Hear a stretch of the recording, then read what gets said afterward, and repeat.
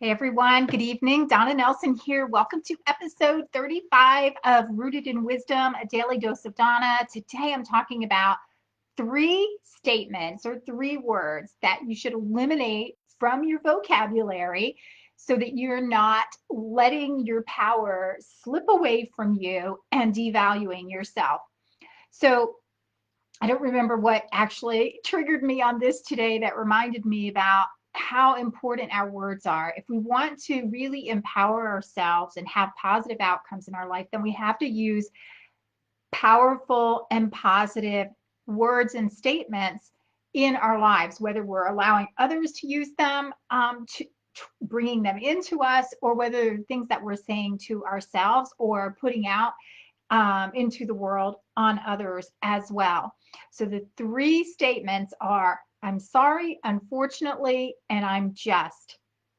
So I'll elaborate on each one of these in just a minute. But if you're new to me, I'm Donna Nelson. I'm a holistic empowerment coach and organizational well-being consultant. And whether you are here for the first time or rooted in wisdom, and you want to up your game in business or have better relationships, make more money, have more abundance in all areas of your life, emotionally, mentally, physically, or be more spiritually connected in your journey to wholeness, you need to know how to do that. And it's going to take a foundation that is rooted in both wisdom and soul. And so I'm sharing little nuggets along the way in this Rooted in Wisdom series. And if you want to catch more of them, you can get them all over on my YouTube channel, which you can find at Donna Nelson, and get the whole series.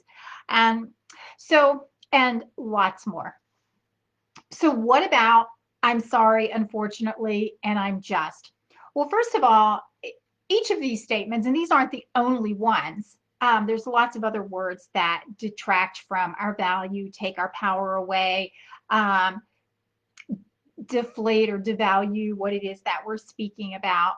But specifically for these, when we're saying these words, they're minimizing our knowledge and our own personal value and our opinions and really just our humanness equally across the board. But let's just use I'm sorry as an example. Think about a time when someone says, I'm sorry to you. Now, I don't mean like a real apology, right? Like if somebody did something wrong and really like screwed something up royally and offended you or me, you better damn apologize, right? Like that's when an apology is in order. When we've done something egregious to offend others. But I'm not talking about that. I'm talking about, I'll give you a little example. You're passing by somebody in the grocery store and their cart touches yours and they're like, oh, I'm sorry. Or they're just trying to, open the door and get past you. And it's like they're in your space and now they're just saying, I'm sorry, right? Or maybe you couldn't get something done on time and you're saying, I'm sorry, right? Or maybe you forgot something from the grocery store and now you're saying, I'm sorry, right? You're saying, I'm sorry for everything, right? You've probably encountered some of those people, right? I think we all know or have known one person that is fucking sorry for everything, right?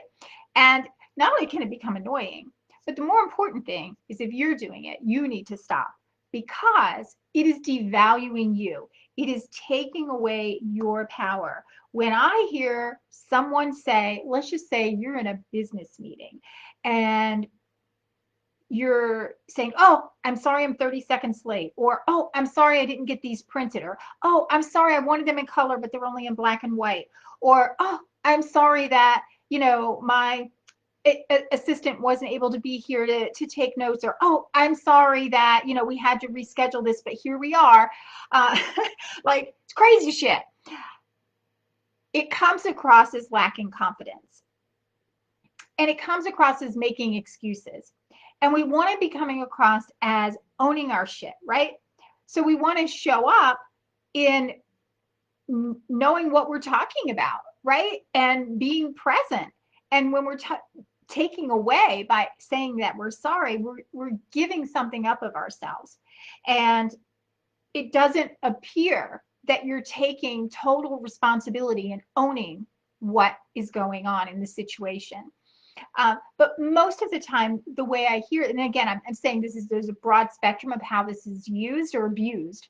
But too often, I see it get used in a way that is just so unnecessary.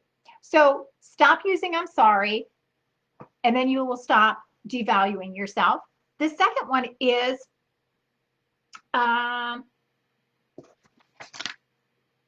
unfortunately, right? Oh, I'm going to do I'm just first because it's on this page. So I'm a customer service junkie, and I think that I've become a customer service junkie because my primary love language is acts of service.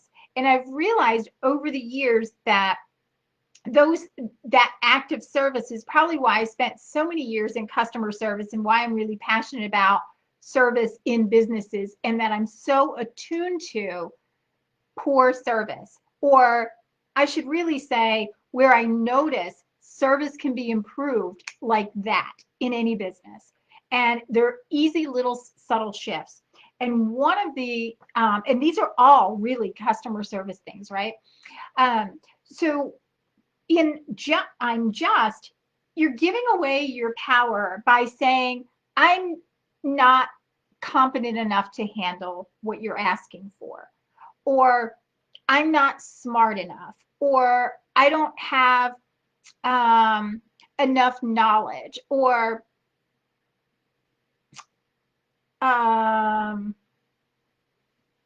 my opinions don't matter, right? So whatever you're going to ask me, so you call someplace and they're like, well, I'm just the administrative assistant, or I'm just the sales director, or, like kind of like, I'm not powerful enough to make those kinds of decisions, right? Or I'm just a mom, right? I'm just the mom over here, kind of like I don't matter, right? So when we say I'm just, we're saying I don't matter and my opinions don't matter, or I don't have any power. I am powerless here. I just do this task. I pick things up and I put things down. So if you say I just, eliminate that from your vocabulary, and you will feel more of a sense of power. Okay, and then the last one is unfortunately. So this was really interesting. I was looking for more to add to what I already had off the top of my head in thoughts. And I found that, did you know, Apple actually has a policy which was advised by their legal team to avoid the word unfortunately from their customer service vocabulary, which I thought is fantastic, because nothing irks me more than to call somebody and ask for help and trying to get somebody to solve my damn problem. And all I hear is, unfortunately, that's our policy. Unfortunately, that department is closed today. Unfortunately, that was a defect. Unfortunately, it's unfortunate that that happened to you. And as soon as I hear that, I'm like, yes, it is unfortunate. And now, what are you going to do about it to compensate me for my time or for this big problem that I'm having, right? So, and obviously that's being used in the customer service context. But to help express to you how important it is that Apple has eliminated it from their customer service vocabulary, it's important. One of the things it does, as soon as we use the word unfortunately, and you can be talking in casual relationships, any relationship that you're using the word, well, unfortunately, that's not going to happen. Well, unfortunately, they didn't have it. Well, unfortunately, whatever, right? You're automatically creating friction in the relationship, and automatically someone is feeling a sense of loss. So when we avoid using vocabularies that are not only taking away our power, but then start causing friction in a relationship, we could all be happier. So, what was the other thing I wanted to tell you about? Unfortunately, I think that was actually the whole thing that I wanted to tell you about, unfortunately. So, stop giving away your power, stop owning and taking responsibility, and you can start doing that immediately by eliminating I'm sorry, unfortunately, and I'm just, because you are just. You're just not, I'm just. So, collect yourself, hold on to your power and your humanness, and take ownership. And that's all I have. All right. So that's it for Rooted in Wisdom, a daily dose of Donna for today. I will see you